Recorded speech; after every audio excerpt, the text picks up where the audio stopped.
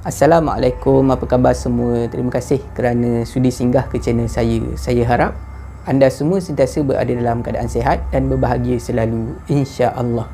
Pertama-tama sekali saya nak mohon maaf lah sebab dah 3 hari lebih saya tak post video. Sebabnya di kampung saya ni banjir. Saya tinggal di Kemaman. Jadi memang teruk jugalah banjir baru-baru ni. Jadi saya sekeluarga terpaksa berpindah dulu ke tempat selamat. Bila air dah turun balik ni, dah surut, barulah kami sekeluarga balik semula ke rumah. Dah dapatlah saya record video macam biasa. Bagi anda yang menghadapi situasi yang sama, menghadapi banjir, saya doakan supaya penonton semua, anda semua berada dalam keadaan yang selamat. Dalam video kali ni macam biasalah, saya nak ceritakan 3 kisah seram. Tapi kisah kali ni dia simple je lah, kisah yang pendek-pendek sahaja. Tanpa membuang masa, jom kita teruskan dengan kisah yang pertama.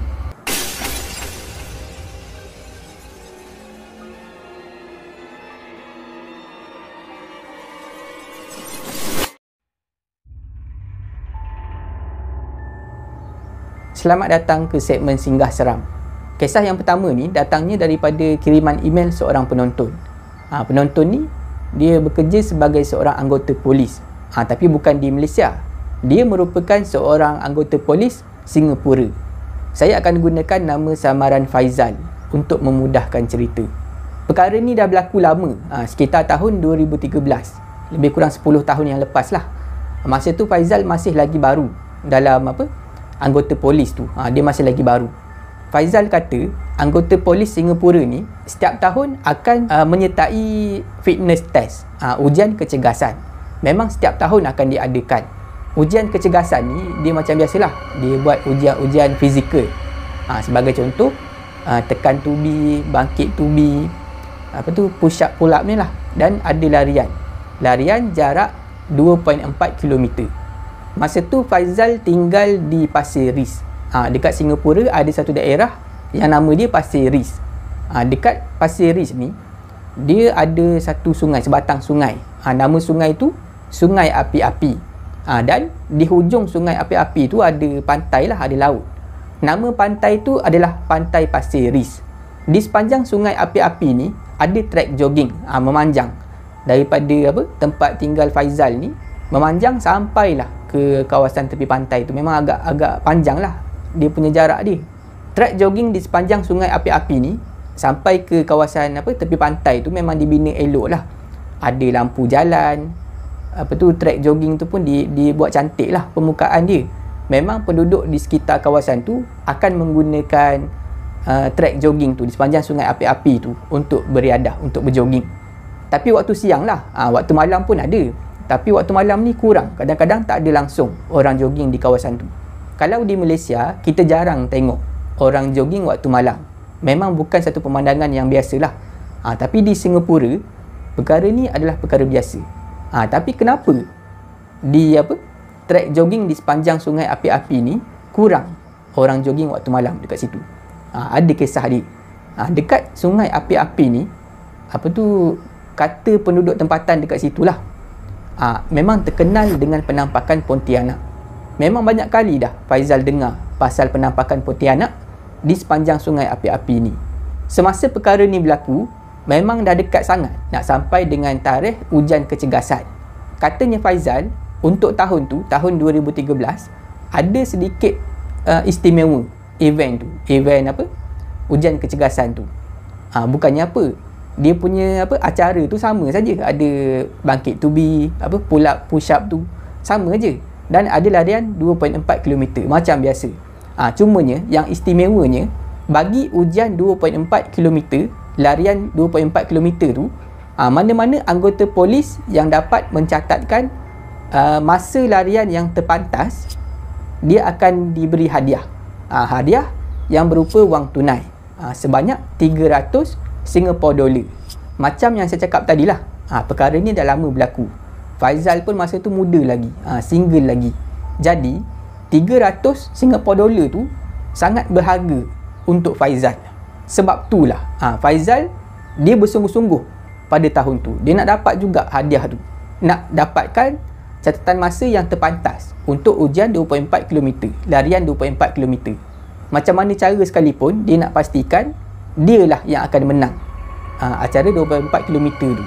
Jadi Faizal ni bila dah 2-3 hari lagi nak sampai tarikh ujian tu, dia mula berlatih. Kalau dia habis kerja waktu siang, shift pagi ke apa kan, habis waktu petang, dia akan jogging di trek Sungai Api-Api tu. Kalau dia habis malam, dia akan jogging waktu malam dekat trek jogging tu. Dia buat macam tu sebab nak pastikan stamina dia berada pada tahap yang optimum, boleh melebihi orang lain, supaya dia boleh mencatatkan masa yang terpantas. Perkara ni berlaku pada satu malam. Masa tu Faizal dia habis kerja, habis shift dia sekitar jam 11 malam. Sampai saja dekat rumah, macam biasalah, Faizal masuk rumah, dia tukar baju, dia pakai baju sukan, dia turun semula. Turun pergilah dekat trek jogging tu di Sungai Api-Api. Faizal mulalah jogging. Tapi pada malam tu Faizal dia rasa pelik. Sebabnya biasanya kalau dia jogging malam, ada juga berselisih dengan seorang dua yang jogging pada waktu malam. Tapi malam tu seorang pun dia tak jumpa. Tapi bukan itu saja yang membuatkan malam tu terasa pelik. Lagi satu benda yang membuatkan Faizal rasa pelik pada malam tu adalah lampu-lampu jalan di sepanjang trek jogging tu. Biasanya kalau Faizal jogging waktu malam di trek jogging di Sungai Api-Api ni, lampu dia tu, lampu jalan tu elok aja menyala. Tapi malam tu lampu dia macam malap. Dan bila dah makin nak sampai ke kawasan pantai, nak sampai ke hujung, lampu tu seolah-olah langsung tak menyala. Makin lama makin gelap trek jogging tu. Tapi tak apa, Faizal tak peduli semua tu. Tak apalah, tak ada orang pun tak apa, dia seorang pun tak apa, keadaan gelap pun tak apa dekat trek tu. Dia nak pastikan dia jogging malam tu, nak maintainkan dia punya stamina. Jadi Faizal pun teruskan jogging macam biasa. Makin lama makin menghampiri kawasan tepi pantai Pasir Ris. Makin nak menghampiri kawasan pantai tu, keadaan di kiri kanan mula berubah. Kalau tadi nampak macam ada taman permainan, ada pokok-pokok kecil, sekarang ni dah ada hutan di kiri kanan. Hutan makin tebal di kiri kanan nak sampai ke kawasan pantai Pasir Ris ni. Dekat situlah Faizal terperasan sesuatu. Masa tu keadaan dekat sekeliling Faizal ni memang dah gelap. Macam yang saya beritahu tadi, lampu jalan yang ada di sepanjang trek jogging ni makin nak menghampiri kawasan tepi pantai Pasir Ris, dia makin malap. Dan bila dah sampai dekat hujung, betul-betul dekat hujung ni, memang macam dah tak menyala langsung. Sebab itulah gelap sangat tempat tu. Masa itulah Faizal terasa dekat kawasan banyak pokok ni di kiri kanan ni, ada satu objek yang berwarna putih melintas dekat atas kepala dia. Objek tu laju bergerak berwarna putih, dan objek tu lepas dia terbang dekat atas kepala Faizal ni, dia hinggap dekat salah satu pokok, dahan pokok yang ada dekat kawasan tu. Faizal terkejut masa tu. Dia dongak ke atas, dia pandang ke arah dahan pokok tu. Masa itulah Faizal nampak rupa-rupanya objek yang berwarna putih yang terbang ni adalah seekor burung hantu. Tapi katanya Faizal, burung hantu ni dia bukan macam burung hantu biasa. Saiz dia tu, saiz dia besar, lebih kurang macam budak berusia 4 tahun ke 5 tahun, macam tu lah, bertenggek dekat atas dahan pokok tu. Burung hantu ni berwarna putih. Faizal ada bagi gambaran lah macam mana rupa burung hantu ni. Bagi mana-mana penonton yang pernah menonton filem Harry Potter, Harry Potter kan dia ada bela seekor burung hantu. Macam tu lah rupa burung hantu tu. Tapi kalau kita tengok dalam filem Harry Potter, saiz dia biasa saja, saiz burung hantu yang dia bela tu. Cumanya Faizal nak bagikan gambaran macam mana rupa burung hantu tu. Cuma apa yang Faizal nampak, saiz dia lebih besar. Saiz dia seperti budak berusia 4 ke 5 tahun. Kepala burung hantu tu berpusing memandang ke arah Faizal. Masa itulah tiba-tiba Faizal terasa kepala dia mula terasa sakit, mula terasa berat. Jadi masa tu Faizal dia perlahankan langkah dia, dan akhirnya Faizal berhenti. Dia berhenti, dia pegang kepala dia macam ni, dia urut kepala dia. Dia rasa memang dah tak boleh nak teruskan. Jadi dia mula berpatah balik. Dia pusing ke belakang, dia mulalah berjalan perlahan-lahan meninggalkan kawasan tu. Faizal mula melangkah di sepanjang trek jogging tu, menghala ke rumah dia semula. Dalam keadaan sakit kepala tu, kepala yang berat tu, Faizal dia mula rasa seperti ada orang mengekori dia daripada belakang. Bulu roma Faizal terus meremang. Faizal dah mula rasa seram sejuk. Faizal terus melangkah. di sepanjang trek jogging tu, di tepi sungai api-api tu. Makin lama Faizal rasa kepala dia makin okey, dah tak berat macam tadi. Bila kepala Faizal dah okey, dah tak sakit, Faizal jogging semula, mula melajukan langkah dia. Tapi makin laju Faizal bergerak, makin laju dia rasa orang yang ikut belakang dia ni bergerak. Benda tu seolah-olah mengejar dia daripada belakang. Sepanjang perjalanan balik tu sama macam tadi, seorang pun Faizal tak jumpa sepanjang perjalanan balik tu. Sampai dekat rumah dia, dia cabut kasut, cabut stokin semua, dia terus melangkah masuk dalam rumah, buka pintu melangkah masuk. Dia lupa bagi salam, dia lupa cuci kaki, dia tak ingat apa-apa, dia terus masuk dalam rumah, tutup pintu. Biasanya Faizal ni sebelum dia masuk rumah, dia akan bagi salam dulu, bagi salam, bismillah, cuci kaki dulu dekat luar, barulah dia masuk. Tapi tak tahulah malam tu, lepas dia terasa dia ekori, lepas dia sakit kepala tadi, dia macam terganggu lah, dia lupa nak buat benda-benda ni semua. Dia terus masuk, tutup pintu, dia terus masuk dalam bilik dia. Bila Faizal dah masuk dalam bilik tidur dia, sakit kepala tu datang semula, rasa macam berat kepala, berpusing kepala tu datang semula. Jadi Faizal ni, dia terus saja baring atas katil. Baring atas katil, dia pejamkan mata, sedar tak sedar dia tertidur macam tu saja. Tertidur dalam keadaan pakai baju yang berpeluh-peluh tu, tertidur macam tu aja, kepenatan. Penat bercampur dengan sakit kepala. Tak pastilah lama mana Faizal tertidur dekat atas katil dia tu. Tiba-tiba Faizal terjaga. Dia terjaga sebab dia terdengar bunyi suara seseorang bercakap dalam bilik dia. Dalam rumah tu sebenarnya Faizal dia tinggal seorang diri. Memang tak ada siapa-siapa pun dalam rumah tu. Jadi Faizal masa tu dia terjaga. Dia terdengar bunyi perempuan bercakap. Bukan seorang, ramai. Dan perempuan ni semua kedengaran bercakap dalam keadaan yang berbisik. Bila dah terjaga tu, Faizal celik mata. Dia mula memandang ke arah kiri kanan. Memang tak nampak apa-apalah. Masa tu bilik Faizal ni dah tutup lampu. Hanya dipasang lampu tidur sahaja. Jadi adalah cahaya yang sedikit. Masih lagi boleh nampak keadaan di sekeliling.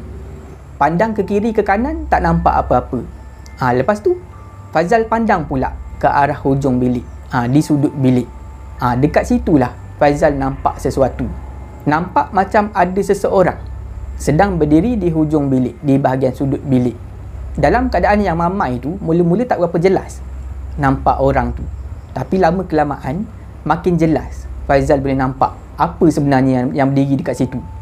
Bila pandangan mata Faizal dah jelas, Faizal terkejut.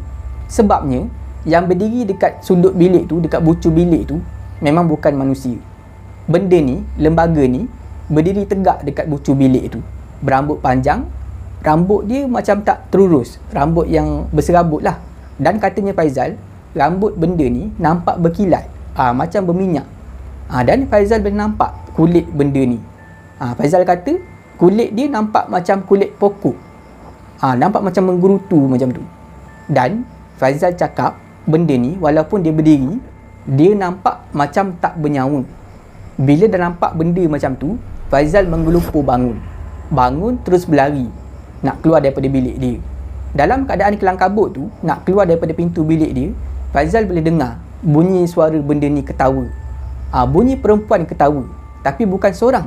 Suara tu seolah-olah ada ramai perempuan dalam bilik dia ketawa. Faizal keluar daripada bilik dia, dia pergi ke ruang tamu. Lepas tu dia tarik nafas, dia pergi dekat tandas luar, ambil air semayang, ambil wuduk. Dah selesai ambil wuduk tu, Faizal dia cuba tenangkan diri dulu dalam bilik air. Dah rasa tenang, dah rasa betul-betul sedar ni, dah kena air, barulah Faizal keluar semula. Pergi dekat ruang tamu, dan barulah dia buka balik pintu bilik dia. Alhamdulillah, benda tu katanya Faizal memang dah tak ada lah daripada bilik dia. Tak tahulah hilang pergi ke mana. Faizal ni sebenarnya dia memang orang yang menjaga ibadah lah. Dia kuat baca Quran dalam bilik dia, dia kuat semayang dalam bilik dia. Cuma tak tahulah, malam tu memang dah nasib dia nak terkena macam tu. Dia balik daripada jogging, dia tak mandi dulu, tak ambil wuduk dulu, dia terus masuk dalam bilik. Memang di luar daripada kebiasaan dia. Mungkin sebab itulah dia terkena gangguan macam tu. Faizal rasa lega bila benda tu dah hilang. Dia rasa bersyukur lah. Jadi dipendekkan cerita, sampailah hari ujian kecergasan tu. Dan Alhamdulillah, berkat usaha dia sehari-hari berlatih berjoging tu, Faizal berjaya mencatat masa terpantas ujian larian 2.4 km. Dan Faizal berjaya lah dapat hadiah wang tunai 300 Singapore dolar. Alhamdulillah. Itulah kisah yang diceritakan oleh Faizal berlaku kepada dia selepas dia jogging di trek jogging Sungai Api-Api. Faizal sebenarnya tak pasti apa makhluk yang berdiri dekat bucu katil dia malam tu. Tapi boleh jadilah mungkin benda itulah yang dikatakan Pontianak Sungai Api-Api. Untuk kisah ni, saya akan gunakan nama samaran Kak Melu untuk memudahkan cerita. Kisah ni adalah berkenaan dengan pembantu rumah. Kak Melu, masa dia kongsikan kisah ni, dia memang dah tak ambil mana-mana pembantu rumah untuk bekerja dekat rumah dia. Kak Melu dah berhenti kerja, dia jaga anak-anak dia sendiri. Jaga anak-anak dia dan mak dia yang dah tua lah, yang dah uzur. Kak Melu dah tak berani nak ambil perkhidmatan pembantu rumah sebab dia dah trauma, dah tak percaya lagi kepada pembantu rumah. Sebab apa? Sebabnya pasal apa yang pernah berlaku satu masa dulu. Dulu Kak Melu pernah ambil perkhidmatan seorang pembantu rumah daripada Indonesia. Kak Melu panggil pembantu rumah ni Bibi lah. Kak Melu sekeluarga panggil dia Bibi. Di rumah Kak Melu ni ada Kak Melu, suami dia, 3 orang anak dan mak Kak Melu yang dah tua lah, yang dah sakit. Masa tu Kak Melu masih lagi bekerja. Kak Melu dan juga suami dia masih lagi bekerja. Anak-anak Kak Melu semuanya bersekolah. Jadi memang tak ada siapa lah yang nak jaga mak kepada Kak Melu ni. Jadi terpaksalah Kak Melu dan juga suami dia ambil khidmat seorang pembantu rumah. Pembantu rumah ni daripada negara seberang, daripada Indonesia. Pada peringkat permulaan, memang tak ada apa-apa masalah Bibi ni. Khidmat dia sangat baik, sangat memuaskan. Dia masak sedap, dia kemas rumah tu memang bersih lah.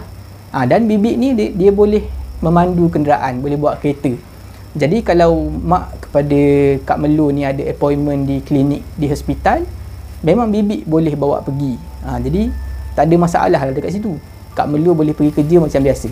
Sampailah satu hari ni Kak Melu dia balik awal. Anak-anak belum balik sekolah lagi masa tu.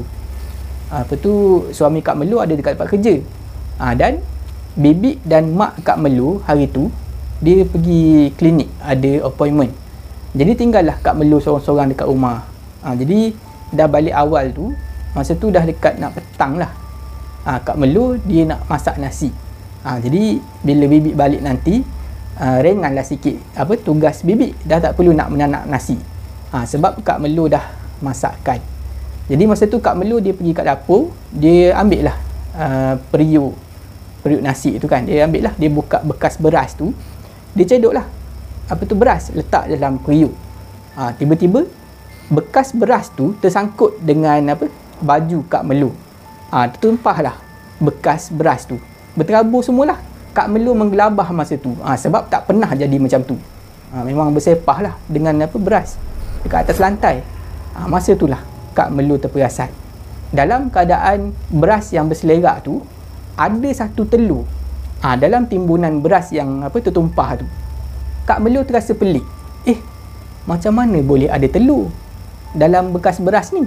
Jadi Kak Melu pun angkatlah telur tu. Bila Kak Melu angkat telur tu, Kak Melu rasa ringan. Telur ni pelik, kenapa ringan pula? Kak Melu perhati aja telur tu. Kemudian Kak Melu pecahkan. Bila Kak Melu pecahkan telur tu, Kak Melu terkejut. Yang keluar daripada telur tu sepatutnya adalah isi telur lah kan, putih telur dan kuning telur. Tapi ini tidak, keluar benda lain. Ada beberapa objek yang keluar daripada telur ni. Antaranya adalah jarum. Bukan sebatang jarum, ada banyak jarum. Lebih kurang 5 ke 6 batang jarum keluar daripada telur tu. Selain daripada tu, ada juga beberapa helai rambut. Kalau tak silap, ada 5 helai rambut semua sekali.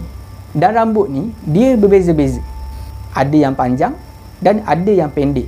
Dan salah satu daripada helaian rambut tu berwarna putih. Masa tu Kak Melu dah mula syakwa sangka, boleh jadi rambut-rambut ni semua datangnya daripada dia sekeluarga. Maknanya rambut dia sehelai, rambut mak dia sehelai, rambut suami dia dan rambut ketiga-tiga anak dia.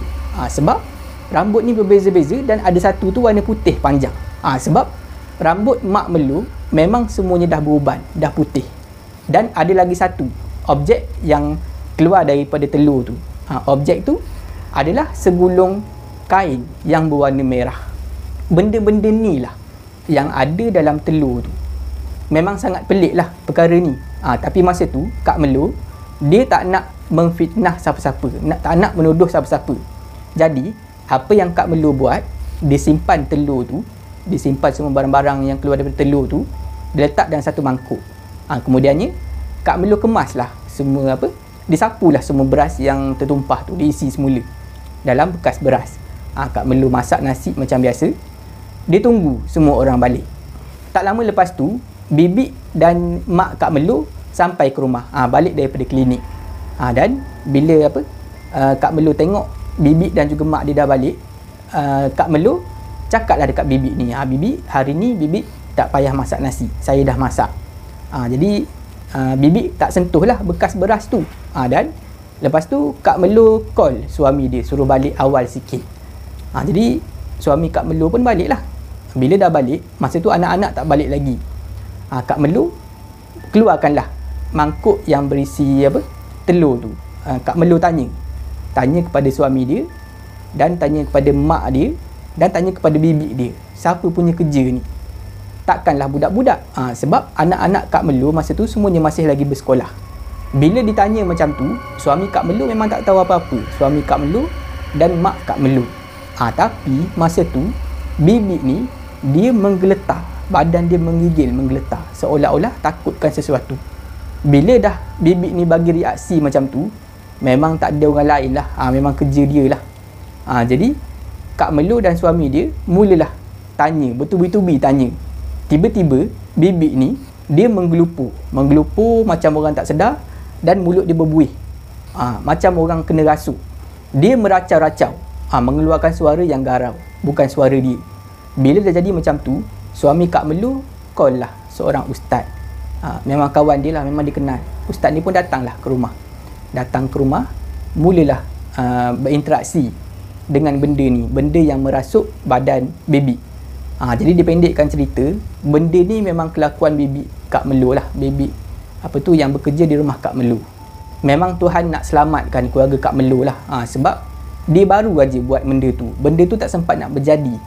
Tak sempat berlaku benda-benda tak elok lah kepada keluarga Kak Melu. Bibi berjaya dipulihkan daripada rasukan tu. Memang dia mengakulah salah dia. Keesokan harinya, Kak Melu sekeluarga hantarlah semula Bibi ni kepada agensi pembantu rumah. Bibi ni merayu lah, minta maaf banyak-banyak, merayu pada Kak Melu sekeluarga, supaya jangan hantar dia balik dan bagi peluang kedua kepada dia. Tapi memang Kak Melu dan suami dia tak berani ambil risiko. Memang dah sekali bagi kepercayaan, tapi dikhianati. Dikhianati, memang tak akan percaya dah kepada bibi ni. Semenjak berlaku perkara tu, Kak Melu terus berhenti kerja. Dia sanggup berhenti kerja dia tu untuk jaga mak dia dan jaga uruskan rumah tangga dia. Sampailah sekarang.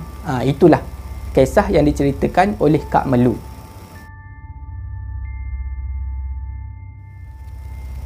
Untuk kisah ketiga ni, saya akan gunakan nama samaran Idham untuk memudahkan cerita. Idham ni adalah seorang pemuda yang banyak duit. Kenapa? Sebab dia kerja ikut kapal, naik kapal. Bila sebut kerja kapal ni, kerja ikut kapal besar ni, duit memang banyak lah. Belayar jauh sampai ke Europe, sampai ke luar negara. Duit sekali pergi 3-4 bulan. Balik tu memang banyak lah duitnya. Bila dah macam tu, Idham ni dia duduk kat kampung. Jumpa kawan-kawan kampung dia, bolehlah belanja kawan-kawan dia. Ajak lepak sama-sama, belanja tengok wayang apa semua kan. Jadi adalah seorang kawan Idham yang dekat kampung ni yang teringin nak kerja macam Idham. Jadi Idham tolonglah. Sebelum kau pergi kerja, dia bagi nasihat semualah. Kau kena ada lesen ni, kena masuk kursus ni, barulah boleh kerja. Kawan Idham yang dekat kampung ni ikutlah semua yang Idham cakap. Bila dah lengkap semua keperluan tu, semua kursus-kursus, semua lesen yang perlu ada tu, ikutlah Idham naik kapal ni, kapal besar. Sebelum masuk kerja tu, Idham ada pesan dekat kawan dia. Kalau nak kerja dengan kapal-kapal besar ni, ikut kapal-kapal besar ni, kena kuat semangat. Sebabnya dekat laut, dekat atas kapal tu memang ada banyak makhluk halus yang selalu pemainkan semua pekerja-pekerja ni. Memang Idham sendiri dan kawan-kawan sekerja Idham memang dah banyak kali kena perkara ni. Antara benda yang kerap kali diorang kena adalah benda ni merupa kawan-kawan diorang. Contohlah, contoh Idham ni malam tu dia kerja di tingkat 3 kapal tu. Patutnya dia seorang aja kerja dekat tingkat tu. Tapi tiba-tiba dia nampak ada salah seorang kawan dia ni merayau dekat tingkat 3. Sepatutnya Idham kenal lah kawan dia ni. Sepatutnya kawan dia ni kerja dekat tingkat 2. Jadi Idham dia gunalah walkie-talkie. Tanyalah kawan dia sekarang ni ada dekat mana. Kawan dia jawab lah, aku dekat tingkat 2 lah, dekat mana lagi. Sedangkan masa tu mata dia masih lagi memandang ke arah lembaga yang menyerupai kawan dia ni. Macam tu lah lebih kurang gangguan yang selalu berlaku dekat atas kapal. Jadi memang ada Idham dah pesan awal-awal lah pada kawan dia yang daripada kampung ni, kena kuat semangat, tak ada masalah. Kawan dia setuju nak kerja. Jadi kawan dia ni kerjalah dekat atas kapal tu. Pelayaran masa tu dia tak pergi jauh, mengambil masa sekitar sebulan sahaja. Kemudian dia patah balik ke pelabuhan. Bila dah sampai dekat pelabuhan, tiba-tiba kawan Idham ni berhenti kerja. Jumpa dengan bos, hantar surat berhenti kerja, ambil gaji, berhenti kerja dengan mendadak. Jadi Idham rasa pelik lah. Sebab sebelum tu memang kawan dia ni ada tunjukkan tanda-tanda yang pelik. Selalu ikut dia ke mana saja dia pergi. Kelakuan pelik kawan dia ni, Idham mula dapat kesan sekitar seminggu sebelum dia orang tiba di pelabuhan tu. Kawan Idham ni waktu malam, contohlah waktu malam nak pergi tandas, dia akan kejutkan Idham ni, suruh ikut dia. Nak pergi ke mana-mana pun dia suruh Idham teman dia, minta tolong Idham, sampai naik rimas Idham ni. Jadi bila dah sampai dekat pelabuhan, bila dah dapat gaji, dah letakkan notis berhenti kerja tu, Idham tanyalah, engkau ni kenapa pula tiba-tiba nak berhenti? Masa tu barulah kawan Idham ni ceritakan apa yang berlaku kepada dia seminggu sebelum dia sebelum sampai dekat pelabuhan tu. Pada satu malam ni, kawan Idham dia menghabiskan masa di bilik komputer seorang diri. Dalam kapal besar ni dia ada banyak bilik lah, ada banyak fasiliti, banyak kemudahan. Antaranya bilik komputer. Dekat bilik tu lah tempat orang buat kerja lah.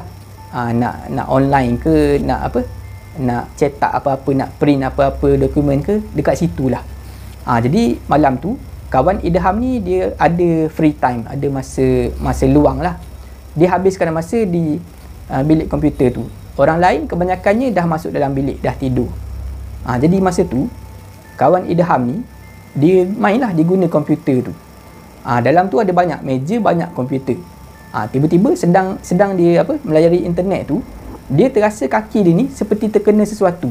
Rasa macam ada rambut yang terkena dekat kaki dia, bawah meja. Jadi kawan Idham ni dia jenguk ke bawah meja. Masa itulah dia nampak benda yang sangat mengejutkan. Kawan Idham ni dia ternampak ada satu makhluk yang sangat hodoh. Makhluk berambut panjang yang mukanya sangat hodoh, nampak macam mayat yang dah berulat. Sedang duduk mencangkung dekat bawah meja tempat dia main komputer tu. Benda ni tersenyum pandang ke arah kawan Idham. Bila ternampak aja lembaga hodoh ni, kawan Idham terperanjat. Sampai terlentang ke belakang. Kerusi tu terbalik. Dia terlentang jatuh atas lantai.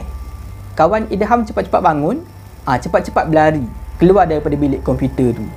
Semenjak malam tu lah kawan Idham ni mula minta Idham temankan dia ke mana saja dia nak pergi. Nak pergi tandas, nak tidur pun minta Idham teman, nak pergi ke kantin, nak makan apa semua minta Idham temankan. Barulah Idham tahu, sebab itulah dia berkelakuan pelik semenjak seminggu sebelum dia sampai ke pelabuhan. Idham tak terkejut sebenarnya. Kisah-kisah macam ni memang biasa berlaku dekat atas kapal. Itulah kisah yang diceritakan oleh Idham, berlaku kepada kawan dia. Setakat itu saja video saya pada kali ini. Saya harap anda semua terhibur. Jika anda suka video ni, jangan lupa like, share dan komen video ni. Jangan lupa subscribe dan tekan butang loceng untuk dapatkan notifikasi video saya yang seterusnya.